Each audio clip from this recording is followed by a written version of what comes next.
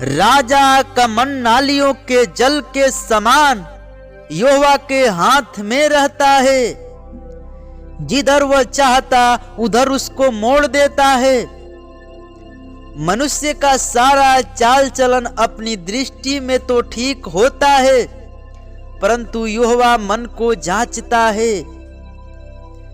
धर्म और न्याय करना यहोवा को बलिदान से अधिक अच्छा लगता है।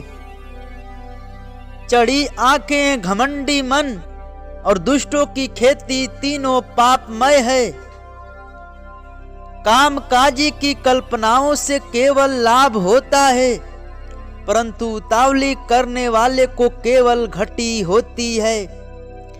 जो धन झूठ के द्वारा प्राप्त हो वह वायु से उड़ जाने वाला कुहरा है। उसके ढूंढने वाले मृत्यु ही को ढूंढते हैं।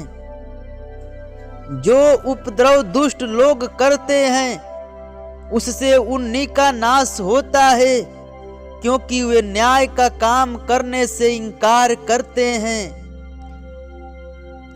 पाप से लदे हुए मनुष्य का मार्ग बहुत ही टेढ़ा होता है, परंतु जो पवित्र है उसका कर्म सीधा होता है। लंबे चौड़े घर में झगड़ालू पत्नी के संग रहने से छत के कोने पर रहना उत्तम है। दुष्ट जन बुराई की लालसा जी से करता है, वह अपने पड़ोसी पर अनुग्रह की दृष्टि नहीं करता।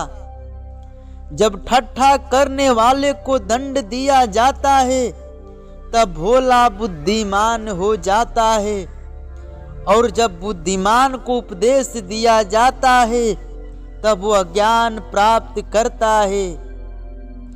धर्मी जन दुष्टों के घराने पर बुद्धिमानी से विचार करता है।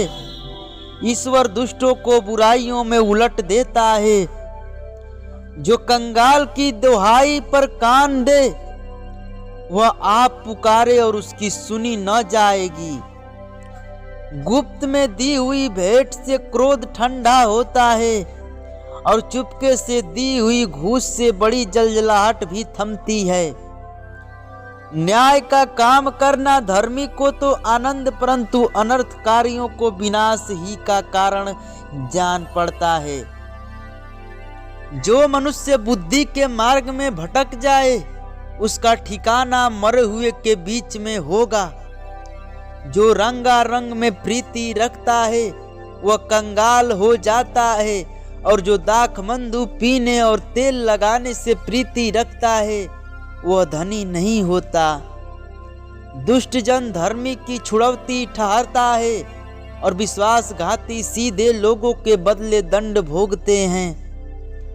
झगड़ालू और चिढ़ने वाली पत्नी के संग रहने से जंगल में रहना उत्तम है।